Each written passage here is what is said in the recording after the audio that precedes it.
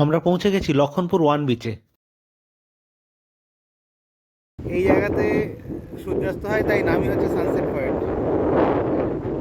আপনারা অবশ্যই আওয়াজ পাচ্ছেন, প্রচণ্ড হাওয়া দিচ্ছে এই সময়। মেঘ করে আছে, আজকে সানসেট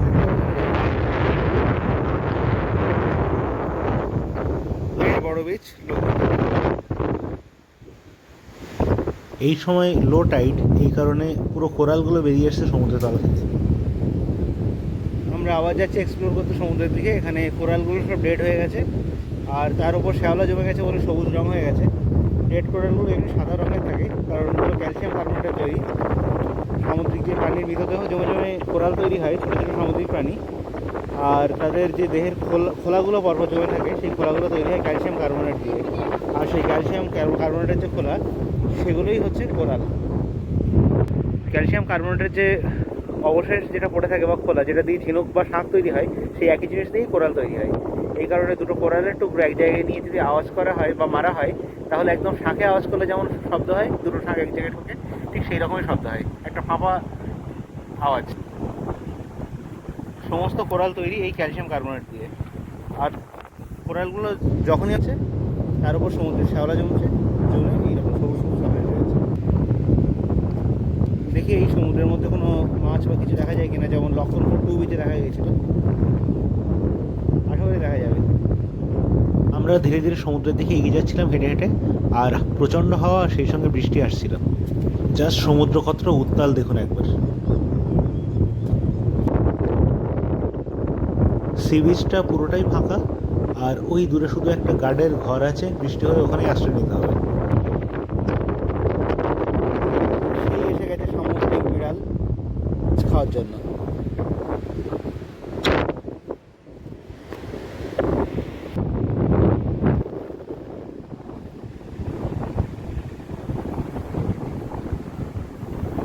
প্রচণ্ড বৃষ্টি এসেছিল, বাবা মা একটা ভালো থাকার জায়গা পেয়েছে এখানে, আশ্রয়। আর এখান থেকে সব থেকে ভালো যেটা দেখা যায়, সানসেট। এই সামনেই হয় সানসেট।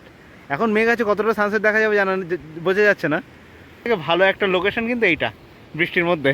আর আমরা পুরো ওই যে শাড়িতে হাওয়া লাগাচ্ছে শাড়ি শুকানোর জন্য, বৃষ্টিতে টোটাল ভিজে গেছি। কি বিশাল বিশাল গাছ, শুধু একটু একটা কাণ্ডটার সাইজ। এটা হচ্ছে হোয়াইট ধূপ।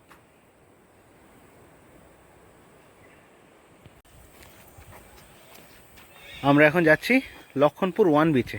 প্রথম গিয়েছিলাম লক্ষণপুর টু বিচ, যেখানে ছিল ন্যাচারাল ব্রিজ, লোকে এখানে লোকালে হাওড়া ব্রিজ বলে ডাকে। এখন যাচ্ছি লক্ষণপুর ওয়ান বিচে, এখান থেকে দেখা যাবে সানসেট। তাই জায়গাটার নাম হচ্ছে সানসেট পয়েন্ট। এই বিল্লে শাড়ি পরে আন্দামানে ঘুরছে, পুরো আন্দামানে ঘোরা বিল্লে। আর এখানে প্রচুর বিচ্ছিরি পচা মাছের গন্ধ। প্রচুর বড় বড় গাছ, রেড ধূপ, হোয়াইট ধূপ। কাঠগুলো এদের নরম কাঠ, প্যাকিংয়ের কাজে ইউজ হয়, প্যাকিং কাঠ। আর নয়তো দেশলাই তৈরিতে ইউজ হয়। বড় বড় বিশাল বিশাল গাছ, অনেক পুরনো। এগুলোর নাম হচ্ছে রেড ধূপ অ্যান্ড হোয়াইট ধূপ। আমাদের জন্য হলো 1050 টাকা। আচ্ছা। নন আইল্যান্ডার যেরকম আপনারা হ্যাঁ হ্যাঁ।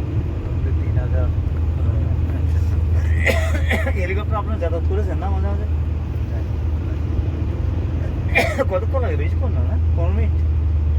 7-8 মিনিট লাগে নামতে উঠতে। 7 মিনিট। হ্যাঁ, না আমি ওই জন্য এটা দেখেছিলাম। কোম্পানিটার নাম ছিল পবনহংস।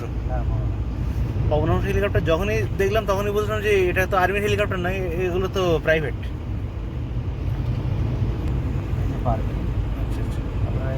ও, হাওয়াও দিচ্ছে সেই রকম। সামান্য কিছু সংখ্যক কোরাল এখনো জীবন্ত আছে, প্রচন্ড হাওয়া দিচ্ছে। একটু আগে আমরা আসছিলাম, প্রায় আমাদের গাড়ির ঘন্টায়। ড্রাইভার দাদা বললেন যে আন্দামানে এখানে হ্যাভলক বা ও। নীল বা পোর্ট ব্লেয়ারের মধ্যে পবনহংস হেলিকপ্টারেও যাওয়া আসা করা যায়। 7 থেকে 8 মিনিট টাইম লাগে এই 3 ঘন্টা জাহাজ জার্নির থেকে। এটাই হলো সীতাপুর বিচ। সীতাপুর বিচটা কিন্তু পুরো নির্জন, কোনো লোকজন কোথাও নেই, পুরো খালি।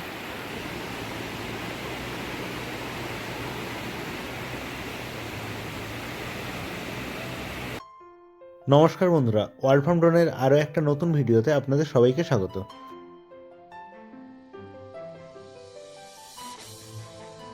ভিডিওর প্রথমেই আপনারা দেখলেন লক্ষণপুর ওয়ান বিচ আর সেই সঙ্গে সানসেট পয়েন্ট। তবে মেঘলা থাকার জন্য আমরা সূর্যাস্ত দেখতে পাইনি। তবে লক্ষণপুর ওয়ান যাওয়ার আগে আমরা গিয়েছিলাম সীতাপুর বিচে। লক্ষণপুর 2 বিচে আমরা ঘুরে হাওড়া ব্রিজ দেখার পর আমরা চলে এসেছি এখন সীতাপুর বিচে। ওটাকে সবাই হাওড়া ব্রিজই বলে, ন্যাচারাল যে ব্রিজটাকে, ন্যাচারাল হ্যাঙ্গিং ব্রিজ।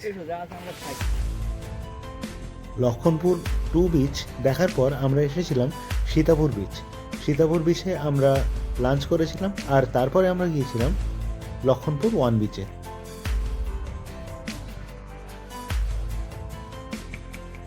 আন্দামানে বেড়াতে এসে নীল আইল্যান্ডের এই সীতাপুর সি বিচ অনেকেই এড়িয়ে যান, কারণ ড্রাইভাররা অনেকে এই সীতাপুর সি বিচটাই নিয়ে আসেন না, কারণ এটা লক্ষণপুর 1 বা লক্ষণপুর 2 বা ভরতপুর সি বিচের মতো অতটা বিখ্যাত নয়।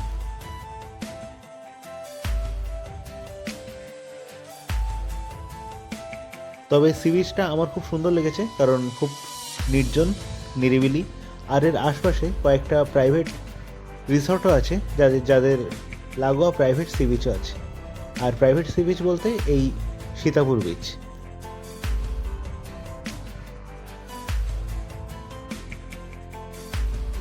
সীতাপুর সি বিচে আমরা 4 জন ছাড়া আর মাত্র একটা ফ্যামিলি ছিল, এছাড়া পুরো সি বিচটাই খালি ছিল। তবে লাইফ গার্ড 2 জন ছিলেন সি বিচে সবসময়ের জন্য। ওয়ার্ল্ড ফ্রম ড্রোনের আন্দামান স্পেশাল সিরিজের 11th এপিসোড আপনাদের কেমন লাগলো অবশ্যই কমেন্টে জানাবেন। ভিডিওটা ভালো লেগে থাকলে লাইক, কমেন্ট, শেয়ার অবশ্যই করবেন। কোনো নতুন বন্ধু চ্যানেলে ভিডিওটা দেখে থাকলে ওয়ার্ল্ড ফ্রম ড্রোন চ্যানেলটাকে অবশ্যই সাবস্ক্রাইব করবেন।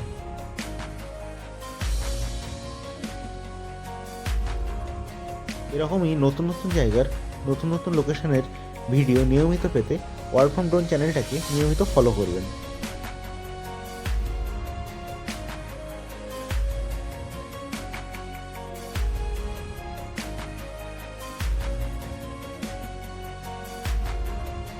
খুব তাড়াতাড়ি দেখা হচ্ছে নতুন আরও একটা ভিডিওর সঙ্গে। আর ততক্ষণ সবাই ভালো থাকবেন, সুস্থ থাকবেন, ওয়ার্ল্ড ফ্রম ড্রোন চ্যানেলের ভিডিও দেখতে থাকবেন। টাটা।